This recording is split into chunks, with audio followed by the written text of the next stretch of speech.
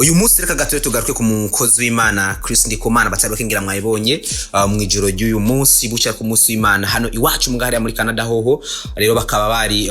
mu mavuta y'umukozi w'Imana Chris Ndikumana niko nere yakoze nkuko asanzwe abikora azunguruka isi ahatari hake rero haramaze kwakorera bikorane kandi ibyo bikorane rero bivuga butumwa bikitabirwa n'abantu isinzi ry'abantu ku bantu batwena kuri Facebook yacu kuri Main Switch mwabonye kwashira ko video abantu bariko barinjira bavuye bitandukanye abazungu abirabure wazi ko mu Mana atagucagura he umuntu wese ukunda Imana wubaha Imana kandi nk'umuntu ubuzi Chris Ndikumana ku batari bake kuko aciye yise kanguka abatari bake rero bagikurikirana abenshi rero baritabira ibikorane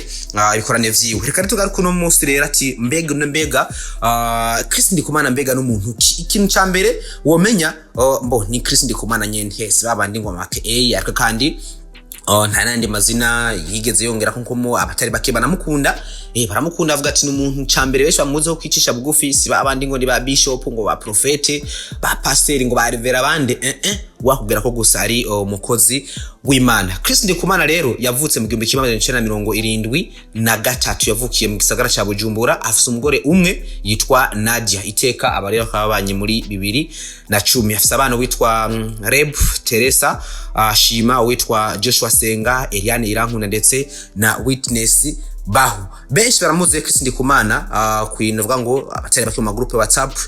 jambo ry'Imana ico yise kanguka nico kintu benshi bamuzi kwesha kinovuga butumwa kanguka haba mu Burundi mu Rwanda ndavuga ko atanga mu ndimi sandukanye abatari bake ushobora kuri kurankurikirana nawe ushobora kuba uri muri groupe ya kanguka urongo ubwo butumwa buri ku munsi rero kandi ikiganiro novuga ngo cigyo uvuga butumwa rya kanguka gisanzwe kandi gica kuri radio Ivyizigiro ariko kandi ugiye ukaraba uno rero Chris Ndikumana nuko ngo mu 1993 rero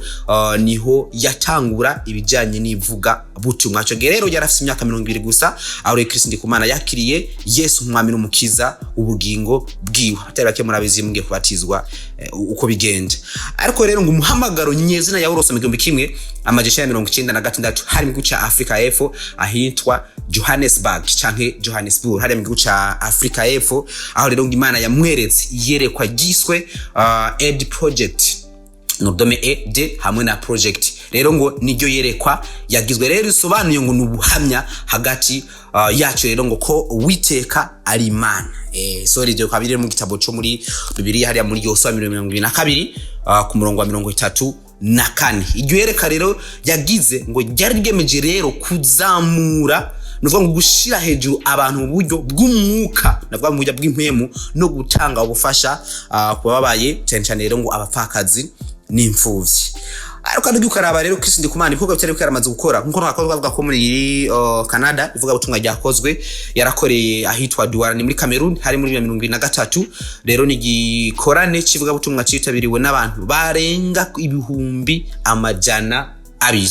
ikindi kandi muri Breville mu gihugu ca Gabo naho kandi muri 2024 naho yahakoreye ibikorwa byivuga butumwa saho nyene aha murabizi kuri ETS naho yakoreye aro kandi yakoreye muri Leta Zunze Amerika Canada twayivuze mu Birigi mu Bwongereza ahatari hakaramaze kuzunguruka aje mu bino bikorwa bijanye nivuga butumwa abenshi reba muzi kuri kanguka ntiganure kivuga butumwa nko navuga abatari bake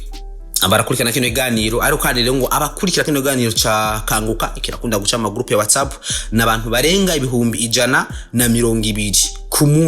ku munsi abantu barenga ibihumbi 120 barakurikiranwa no butumwa bwa kanguka akwa twavuze gusanzwe gushaka kuri radio Ivyizigiro ku munsi wa gatatu so ikindi mwomenya nuko abatari bake nabivuze ati bamuzi nk'umuntu novuga ngo haciye bugufi. Abatari bake baramuzi no Chris Ndikumana asanzwe yikira n'ishengero rya Minerva ajya mu Kigobe. Abatari bake bamaze kwasengera, nanje maze kwasengera. Ni umuntu yorosha aciye bugufi, so umuntu ngo yicare hari imbere, ni umuntu ko kubona ko yicara mu bibanza by'abandi ba Kristo, avuga ko nanje ndi umukristo mu bandi. Ariko abatari kwavuga ati hari amavuta koko afise, uravye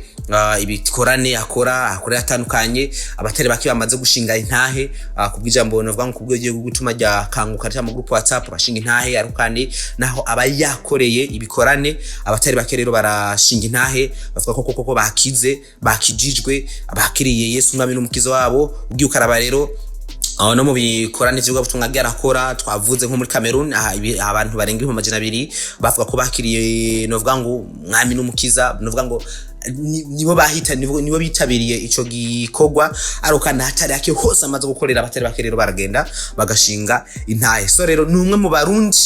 azwi cyane mu makungu kubijanye n'ivuga butumwa. Abatari bake baravuga ati koko nkuko nabavyivugira, avuga ati si jewe ahubwo ni Imana, amavuta Imana yasize novuga ngo yasize muri jewe, ari nayo mpamvu ntegerezwa kwanovuga ngo kumenyekanisha izina ry'umwami Yesu Kristo. Abatari bake rero muramuzi, nawe ufisengera umuzi, ushaka kusengera muri Minerva, ariko kandi usanzwe nawe ushobora kuba uri umwe mu bantu basanzwe bakurikirana kanguka mu telefone yanyu. So rero genda muri commentaire ugice uvuze iyi ni main switch yitwa Da Silva. Rero nivyo twomenye cyane ku muvuga butumwa Chris Ndikumana kubitira muri ko gikorane yarayakoreye hariya muri Canada.